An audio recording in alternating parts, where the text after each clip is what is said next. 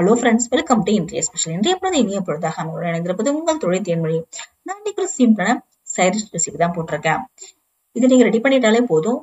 சாம்பார், ரசம் எதுவும் வைக்க வேண்டாம். இது போட்டு நம்ம சாப்பாட்டுக்கு சாப்பிட்டுக்கலாம். ஒரே தயிர் மட்டும் இருந்தா போதும். ஒரு அப்பளம் வேணா வறுத்து வச்சிருங்க. சிம்பிளான ஈஸியான ரெசிபி தான். என்னோட சேனல் நீங்க முதல்ல பாக்குற மாதிரி இருந்தா சப்ஸ்கிரைப் பண்ணிக்கோங்க. பக்கத்துல இருக்க பெல் ஐகானை பிரஸ் பண்ணிக்கோங்க. அப்பதான் நான் போற வீடியோ நோட்டிபிகேஷன் உடனே வர ஆரம்பிக்கும். சிம்பிளான ஈஸியான ரெசிபியை தான் போடுவேன். பிகினர்ஸும் செய்யற மாதிரி தான் இருக்கும். வாங்க வீடியோக்குள்ள போலாம்.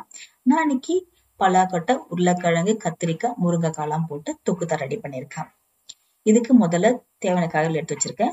உருளைக்கிழங்கு, பலாக்கொட்டை, முருங்கைக்காய், வெங்காயம், தக்காளி எடுத்து வச்சிருக்கேன். தேவைப்பட்ட நீங்க பச்சை மிளகாய் யூஸ் பண்ணிக்கலாம். பலாக்கொட்டையை மட்டும் நான் ஒரு 3/4 பாகம் வேக வச்சு எடுத்து வச்சிருக்கேன். மத்தெல்லாம் அப்படியே தான் கட் பண்ணி வச்சிருக்கேன்.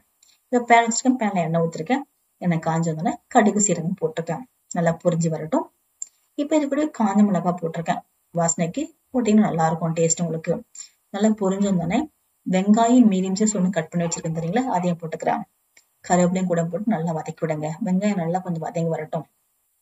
அப்பதான் தொக்கு உங்களுக்கு டேஸ்டா இருக்கும்.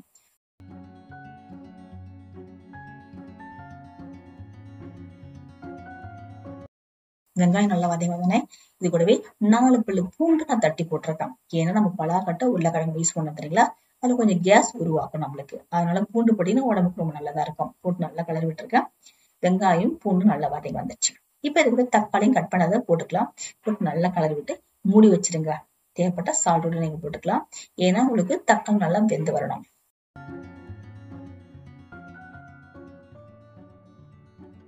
மூடி வச்சு 2 நிமிஷம் பொறுத்து காமிக்கிறேன் உங்களுக்கு. இங்க பாருங்க, தக்காளி நல்லா உங்களுக்கு வெந்து வந்திருக்கு. தோல் நல்லா பிரிய ஆரம்பிச்சிருக்கு. இப்ப நம்ம காய்கறி எல்லாம் போட்டுக்கலாம். உருளைக்கிழங்கு, முருங்காய் மட்டும் முதல்ல போட்டுக்கிறேன். போட்டு நல்லா கிளறி விடுங்க. தக்காளி, வெங்காயத்தோட காரம் உள்ள இறங்கி வரட்டும். கிளறி விட்டு 2 நிமிஷம் பொறுத்து, இல்ல 2 to 3 நிமிஷம் ஆகட்டும். அதுக்கப்புறம் நம்ம பலாக்கொட்டையும் கத்திரிக்காயும் போட்டுக்க போறோம். பலாக்கொட்டை ஆல்ரெடி வெந்தது, கத்திரிக்காய் சீக்கிரம் வெந்துடும். பிஞ்சு கத்திரிக்காய் ரொம்ப சீக்கிரமா வெந்துடும். போட்டு நல்லா கிளறி விட்டுருங்க. ஒரு 2 நிமிஷம் கலர்ன பிறகு நம்ம மசாலா போடலாம். அப்பதான் உங்களுக்கு இந்த காரம் உள்ள இறங்க ஆரம்பிக்கும்.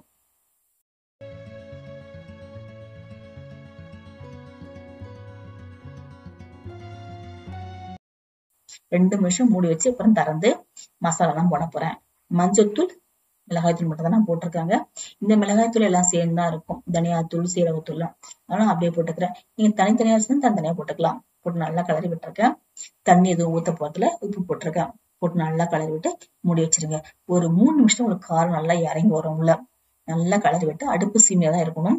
நல்லா கிளறி விட்டு 3 நிமிஷம் பொறுத்து பாத்தீங்கன்னா நல்லா உங்களுக்கு கிரேவி நல்லா ட்ரையா வந்திருக்கும். இப்ப இது கூடவே 1/4 டம்ளர் தண்ணி ஊத்திங்க. நிறைய வேண்டாம்.